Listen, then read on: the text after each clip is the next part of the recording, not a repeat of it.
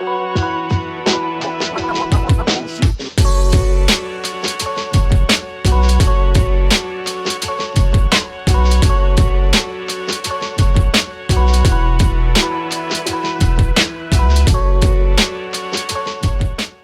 everyone, this is Javannah Davis. I'm here at the Avenue Black Box Theater with my sister Rena Golden. I'm so glad you're here.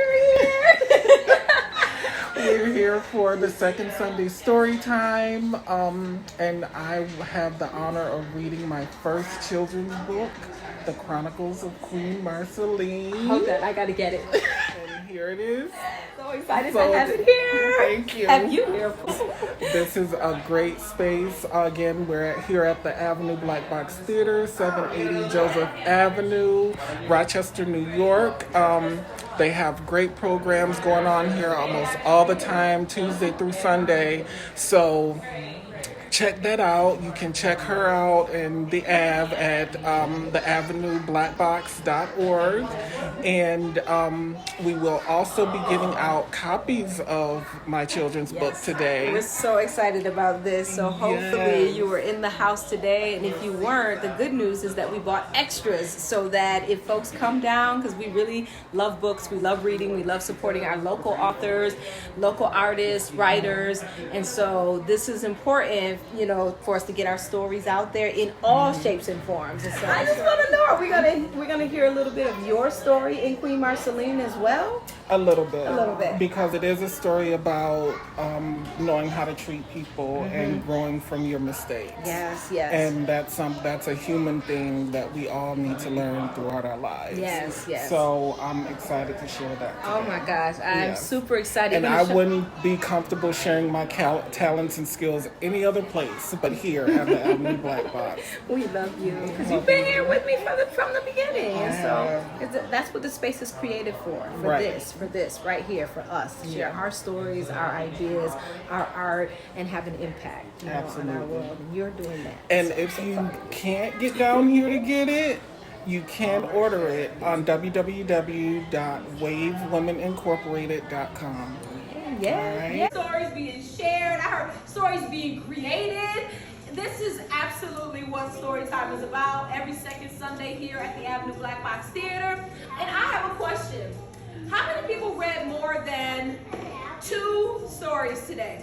Raise your hand if you read more than 2. So you read more than 2 stories. Keep your hand up if you read more than 3 stories. You're gonna come with me, of course. Keep your hands up if you read more than 4 stories. 4 stories?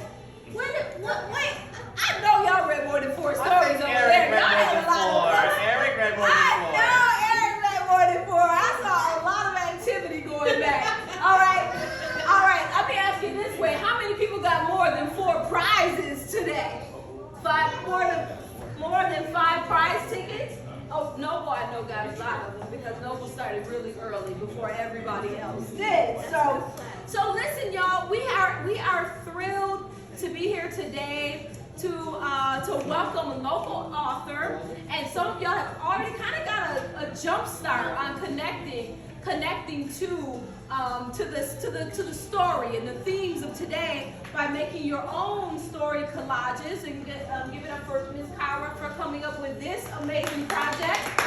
Get our stories and our chronicles and our even our feelings out, because we've been talking a little bit about feelings and things and getting those out. So without further ado, are y'all ready to hear about the Chronicles of Queen Marceline? Yes. Y'all not ready.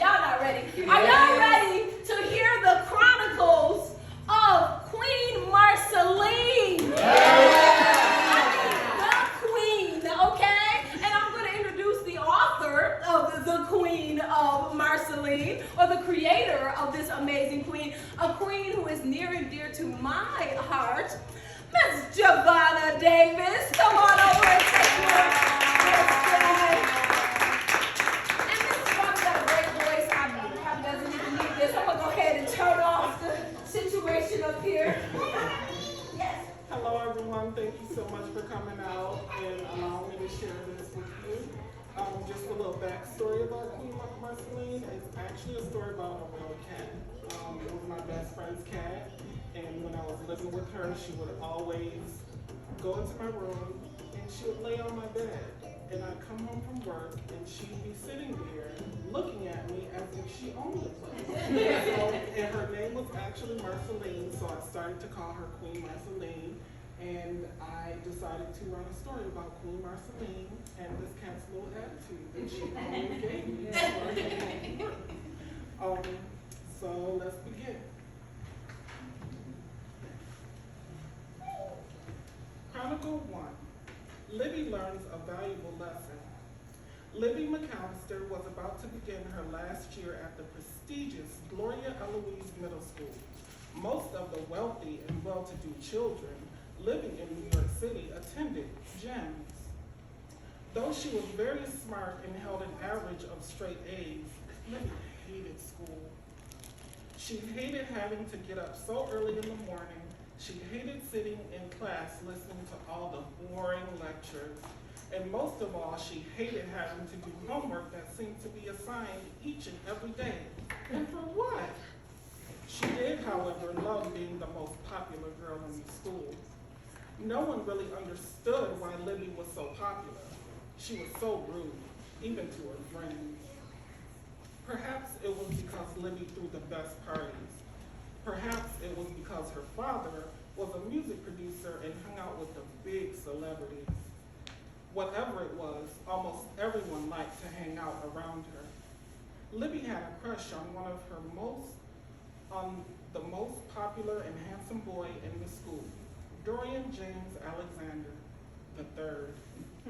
Libby hadn't really hung out with him, but she would always jump to be his partner in science class. One day, she got the nerve to ask to become friends with him on Snapchat. During the summer, she enjoyed receiving silly messages and chats from him while he and his family were vacationing and visiting relatives in Ethiopia.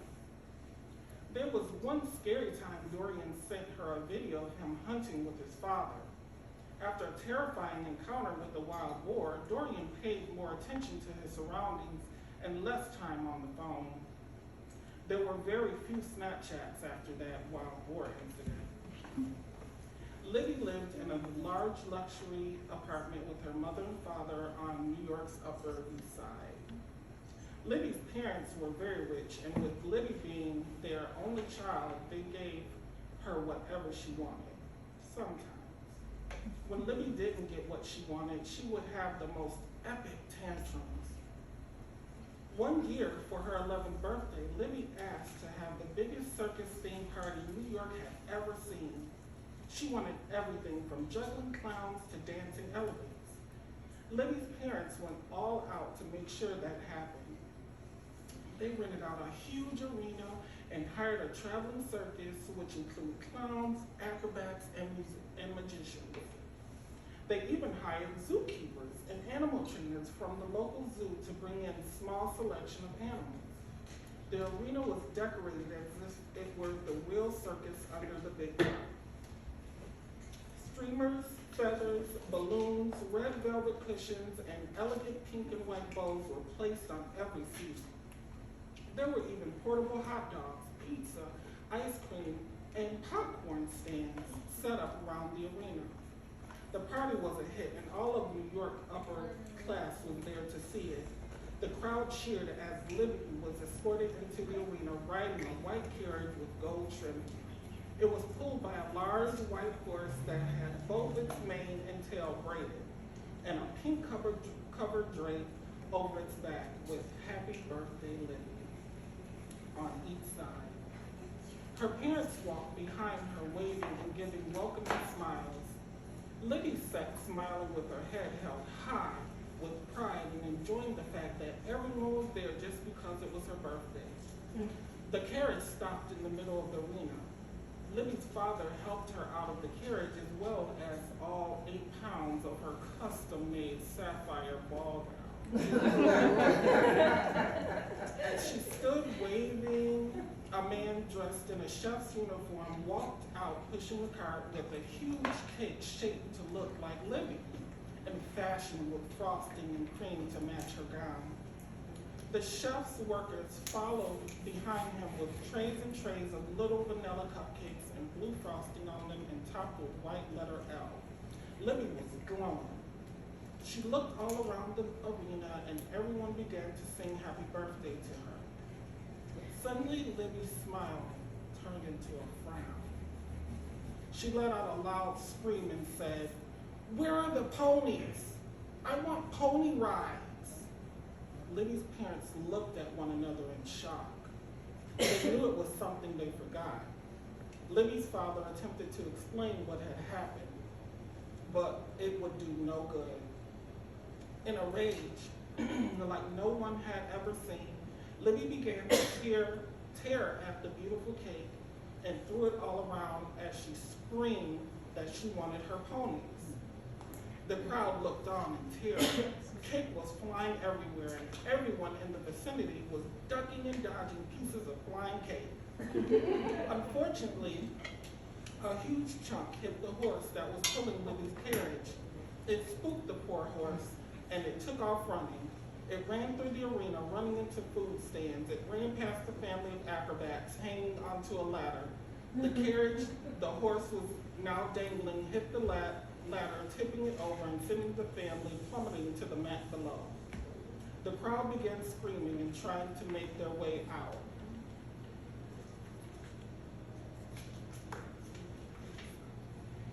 Libby finally exhausted herself and just sat on the ground sobbing uncontrollably and shouting at her parents that they ruined her birthday. Her mother attempted to console her while her father and a few other clowns were running around trying to stop the horse.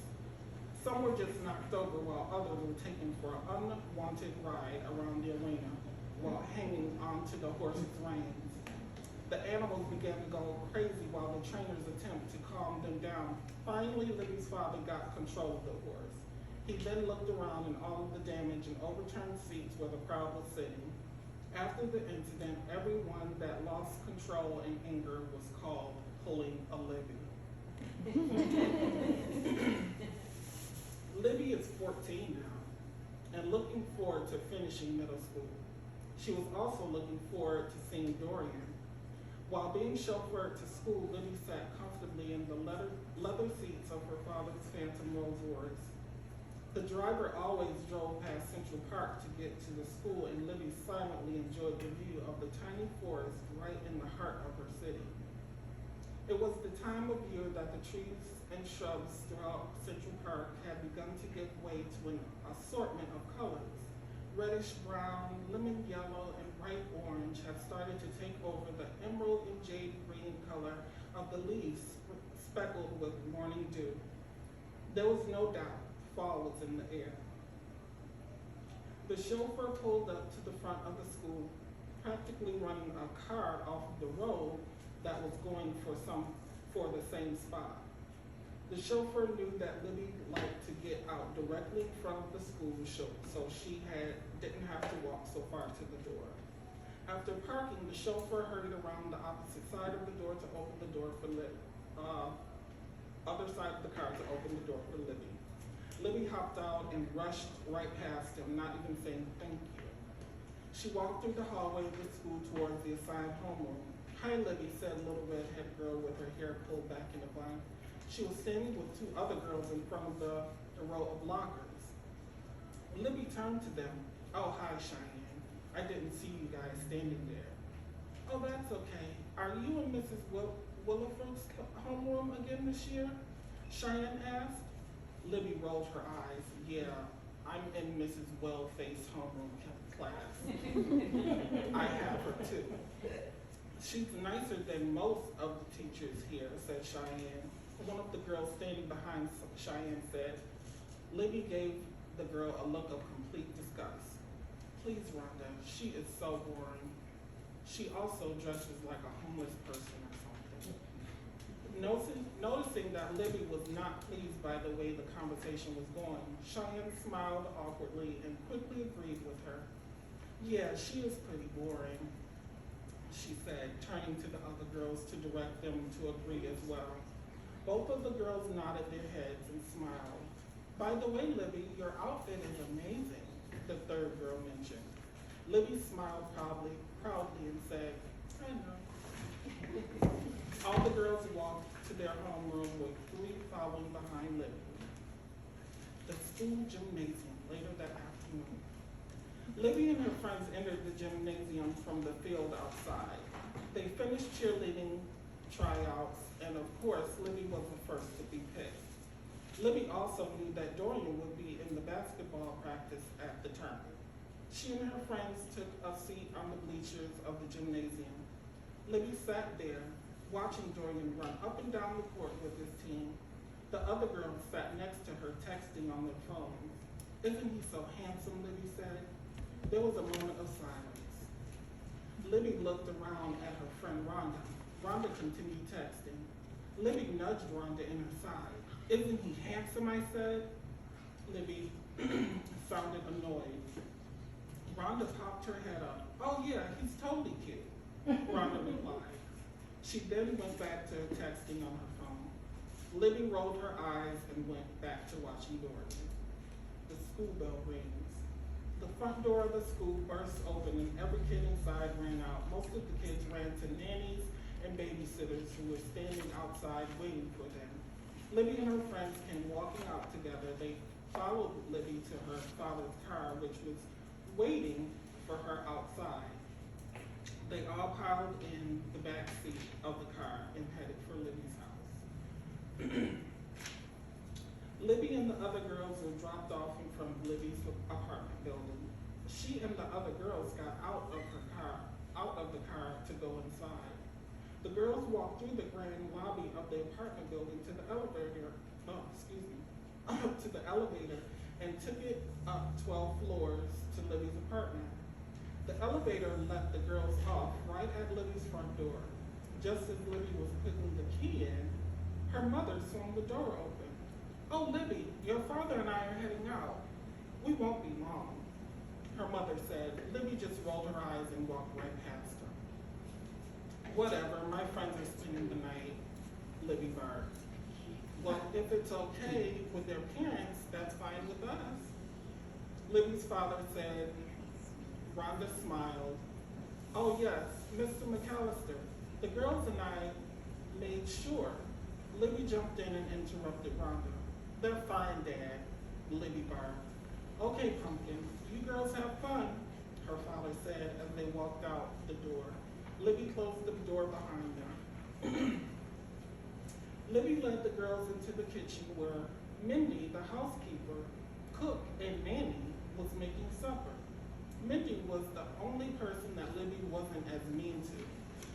While her parents were away on business trips or out to fancy parties with her friends, Mindy was the one who kissed Libby's boo-boos and made her chicken soup when she was sick.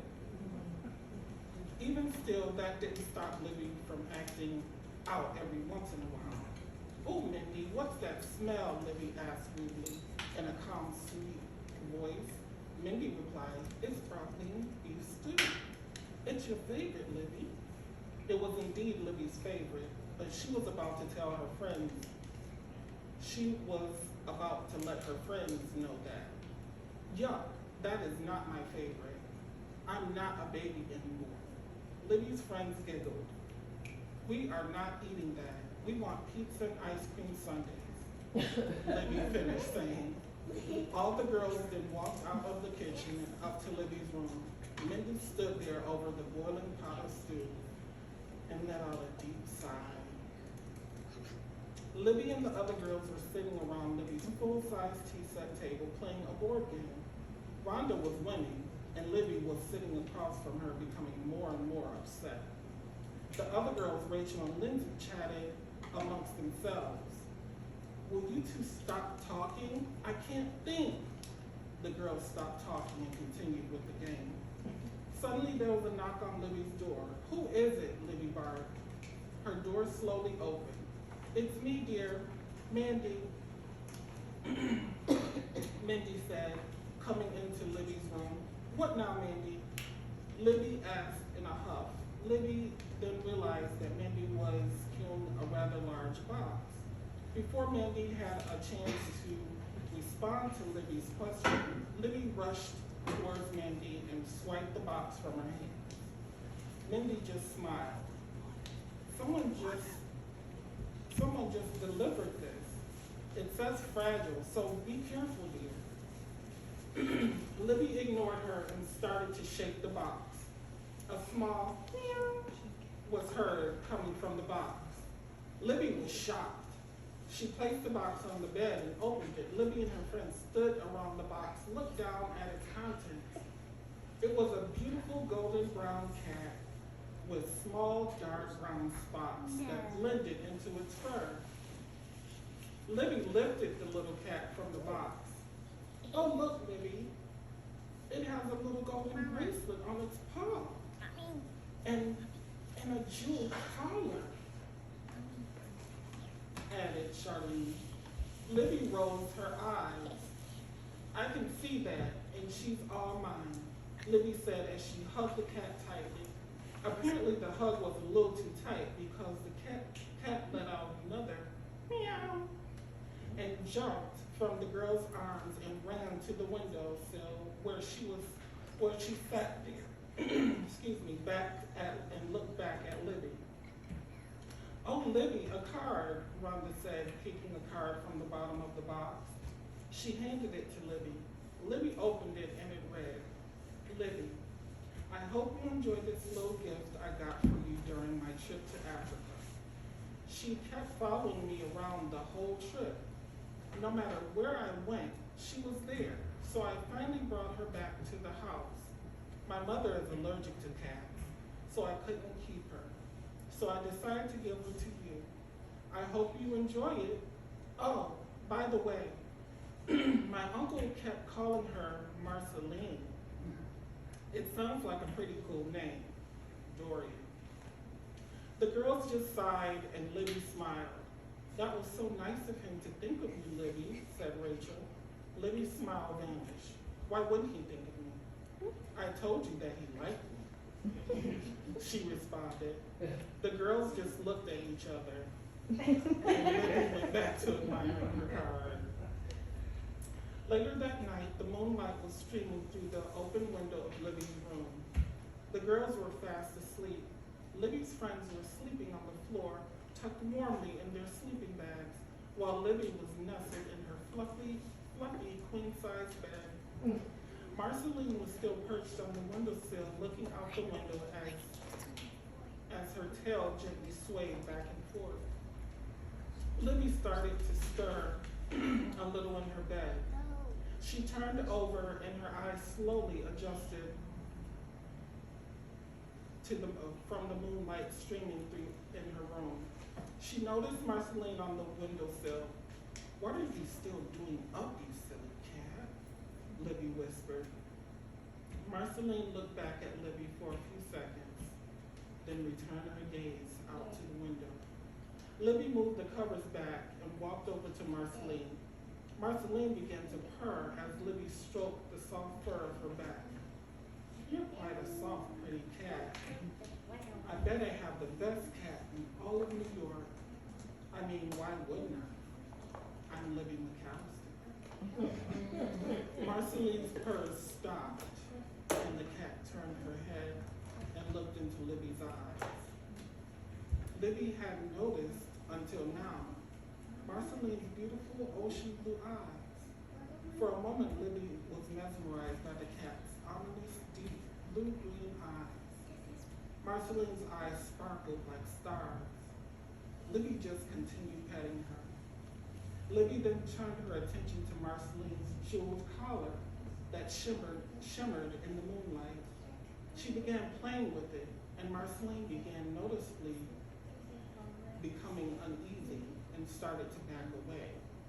Calm down, silly cat. You belong to me, and so does that pretty necklace of yours. It would be a great bracelet for me, Libby said. Marceline attempted to get away, but as she was jumping down from the windowsill, Libby had quickly undone the collar from her neck. When she hit the floor, Marceline looked back at Libby in shock. Libby looked and could have sworn that Marceline was smiling back at her. Libby ignored it and put Marceline's bracelet around her wrist. As soon as she did, Libby saw a bright flash of light and fainted to the floor. The next morning, there was a knock on Libby's door. "Libby, it's 7:30. You and your friends don't want to be late for school," said Libby.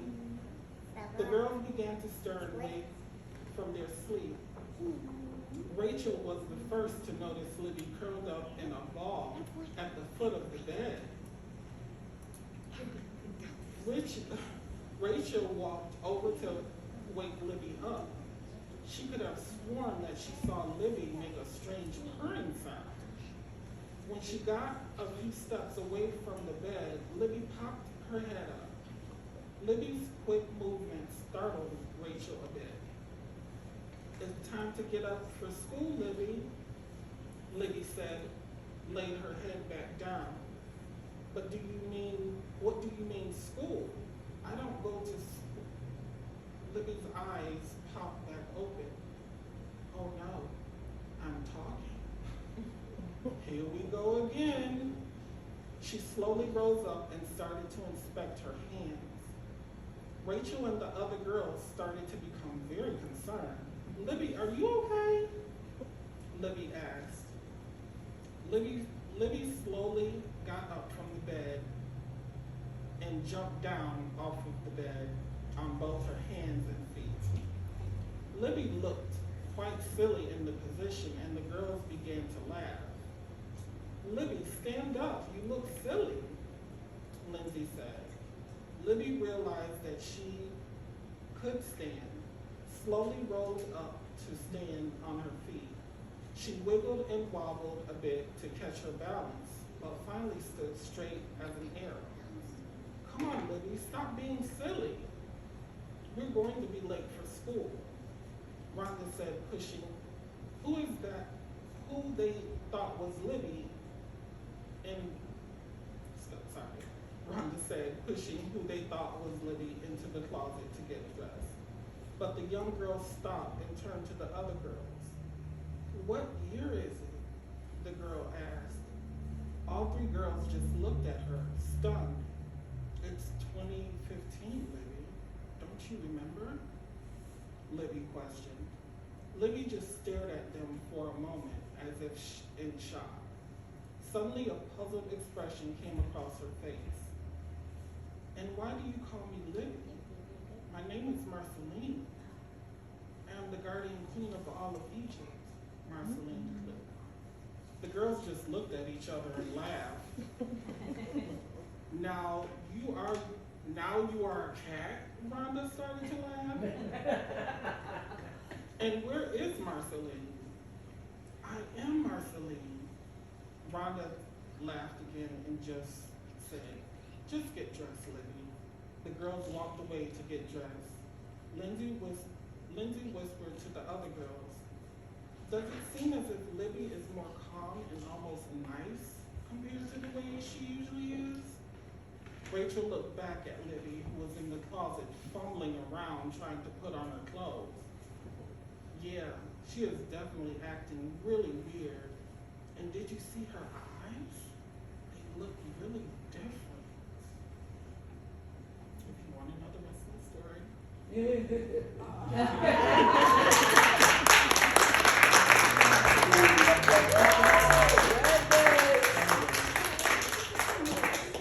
Thank you so much. I hope you enjoyed it.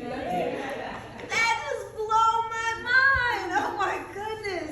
So, do you think she really turned into a cat? Yeah. What do you think? What do you think? Do y'all think she turned into a cat? Eric, what do you think? I really turned the cat. What? Yeah? You think it happened? What about you, Grace? You think she turned into the cat? Yeah. What about you, Jay? No, what do you think happened? You think she did it? You think she just thinks she's a cat? What do you think? You think so? Oh, maybe she's dreaming. Oh, that's a good thought. Maybe she's dreaming. Wait a minute, but what if she's not dreaming? What is going to happen if she's not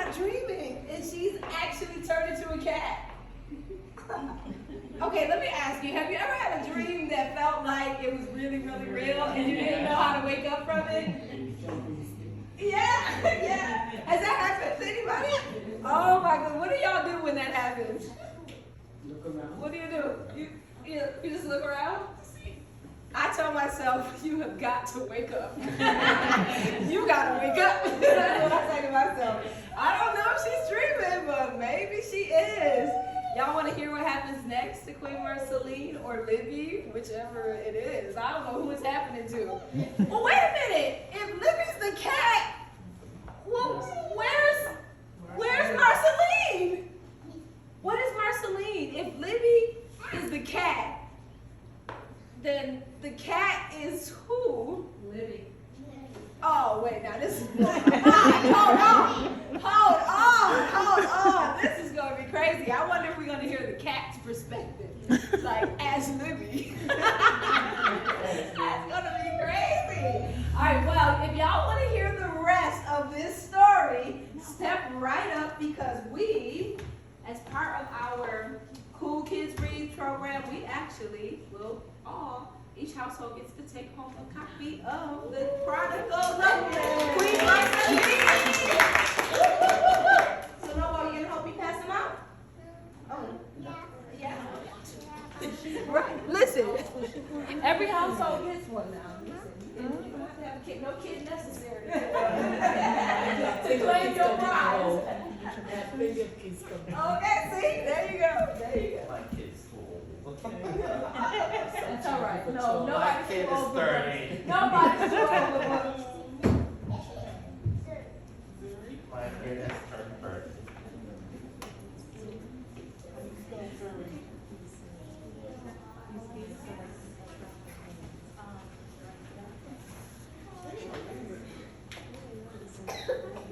Good job.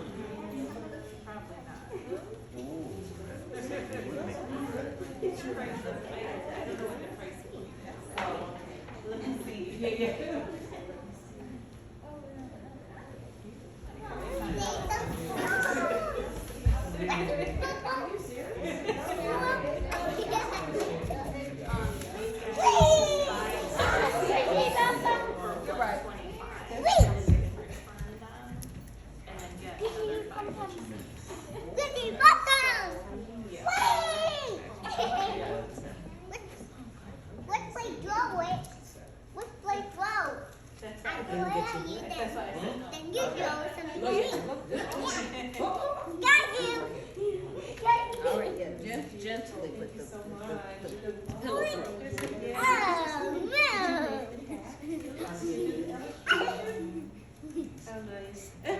Another successful story time here at the Avenue Black Box. Oh my God, it was so good. So Javannah left us with a cliffhanger proper, like literally, we're like, what's gonna happen next?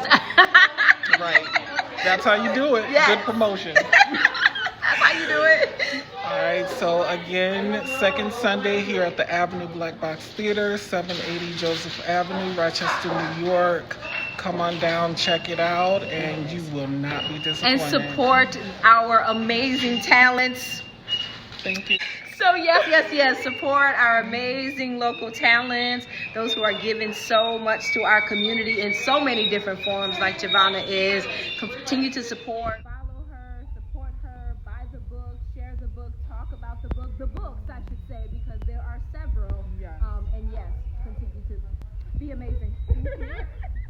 So this is Javannah Davis saying thank you for joining us. Take care of yourselves and each other.